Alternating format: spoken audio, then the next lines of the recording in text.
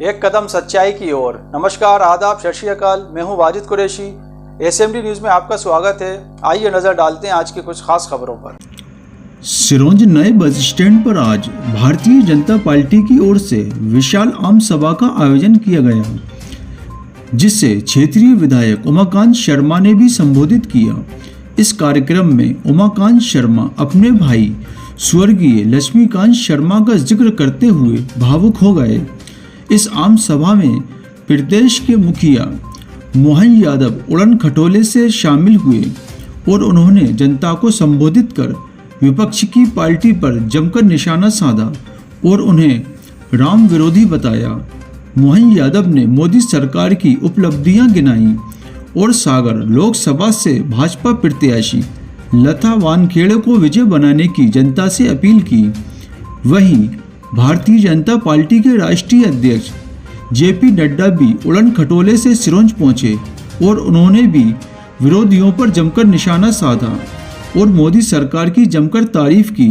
तो वहीं सागर संसदीय क्षेत्र से भाजपा प्रत्याशी लता वानखेड़े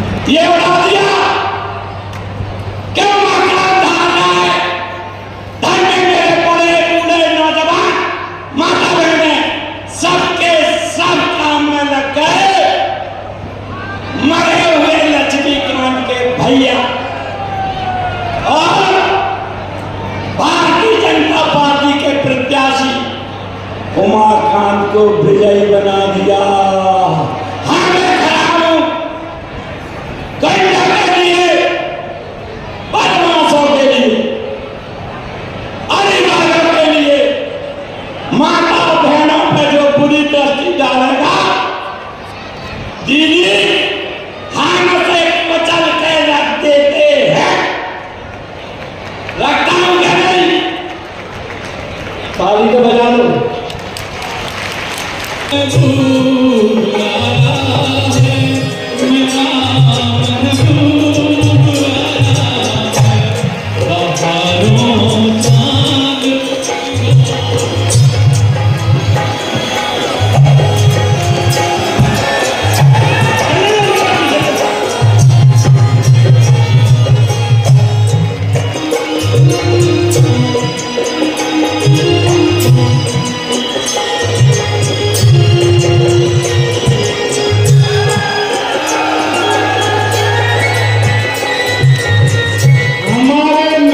जय जय श्री राम, जय श्री राम।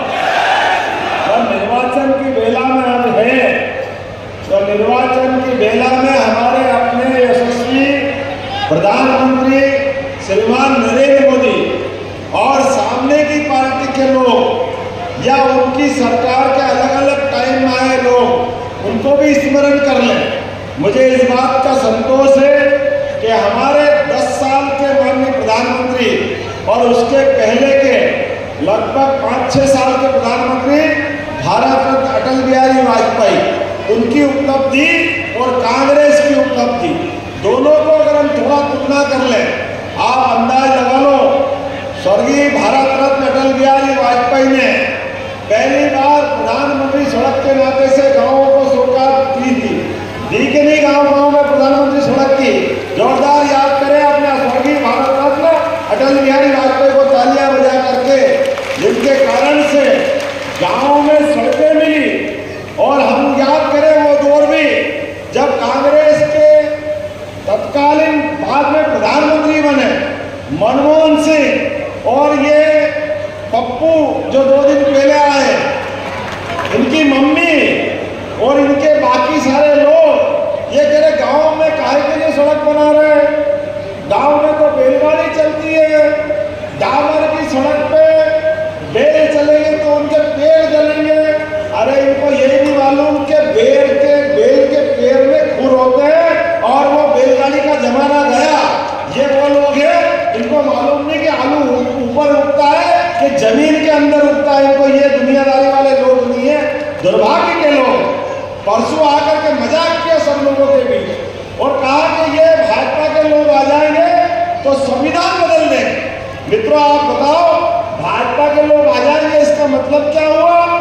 10 साल से यशस्वी प्रधानमंत्री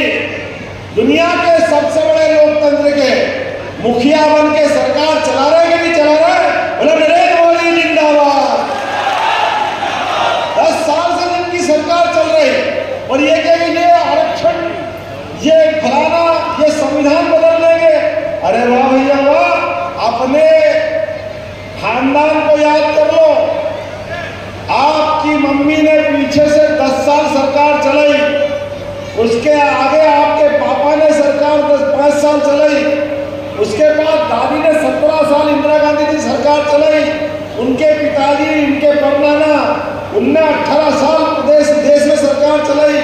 सब मिला करके संविधान में 100 बार संशोधन अगर किसी ने किया है तो कांग्रेस ने किया है, और खुद ने 100 बार संविधान बदला। और संविधान को लज्जित करते हुए आपातकाल लगा करके भी देश को अंधेरे युग में ले जाने का पाप अगर किसके माथे पे है तो कांग्रेस के माथे पे। और ये हमसे कहते हैं कि हम ऐसा कर देंगे। अरे ये नरेंद्र मोदी की सरकार है। पहला वोट नरेंद्र मोदी को 2014 में दिया, और जो कहा था इस देश से आतंकवाद मुक्त कर देंगे। आप बताइए 2014 के पहले भारत की सीमाओं पे पाकिस्तान के तरफ से आतंकवादी कहीं से नहीं आ जाते। कोई समुद्र के रास्ते आकर के बंबई में गोलियां चलाते, बम फोड़ते, कोई दिल्ली आ जाते, जहां मर्जी आ जाते। याद रखो, जैसे ही आपने वोट दिया और नरेंद्र मोदी जी ने कहा था मैं देश को आतंकवाद से मुक्त कर दूंगा, मोदी है तो ये बोला नहीं, खाली करके दिखाया। मोदी है तो मुमकिन है। आप याद करो, बालाकोट के अंदर हमारे 16वें सैनिकों के 40 सैनिकों की हत्या करने का पाप पाकिस्तान से आया आतंकवादियों के माथे पे था। जैसे ही नरेंद्र मोदी जी को मालूम पड़ा और उनने सबके सामने डंके की चोट कहा कि भाई पाकिस्तान के लोग भूल गए, अगर उनने ये काम किया है तो उसकी कीमत चुकाना पड़ेगी। हम सब याद करें, एक बार मैदान से जाकर के घर में घुस के मार के आए भारत के सैनिक, भारत की सेना। मित्रों, यह चुनाव सिर्फ लता जी को संसद में भेजने का चुनाव नहीं है। यह चुनाव सिर्फ भारतीय जनता पार्टी को जिताने का चुनाव नहीं है। यह चुनाव हम सब लोगों का मोदी जी के नेतृत्व में 2024 के चुनाव के माध्यम से विकसित भारत के संकल्प को आगे बढ़ाने का संकल्प लेने का चुनाव है। इस बात को हमको याद रखना चाहिए। मैं यहां ये भी कहना चाहता हूं, आपने मध्य प्रदेश 2 रूप में देखा। 2 रूप, एक वो रूप था 20 साल पहले जब मध्य प्रदेश बीमारू राज्य कहा जाता था। बीमारू राज्य, बीमारू में मां जो था वो मध्य प्रदेश के लिए था, ब बिहार के लिए था, र राजस्थान के लिए था और उ उत्तर प्रदेश के लिए था।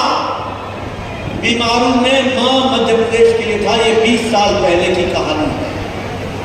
लेकिन जब से भारतीय जनता पार्टी की सरकार यहां पर आई और 10 साल पहले जब मोदी जी ने आशीर्वाद दिया, तो आज हमें खुशी होती है ये बताते हुए कि मध्य प्रदेश बीमारू राज्य से निकल करके सर्वांगीण विकास की दृष्टि से विकसित राज्यों में आ जाकर के खड़ा हो गया। एसएमडी न्यूज़ चैनल की निष्पक्ष खबरें देखने के लिए हमारे चैनल को लाइक करें, शेयर करें और सब्सक्राइब करें।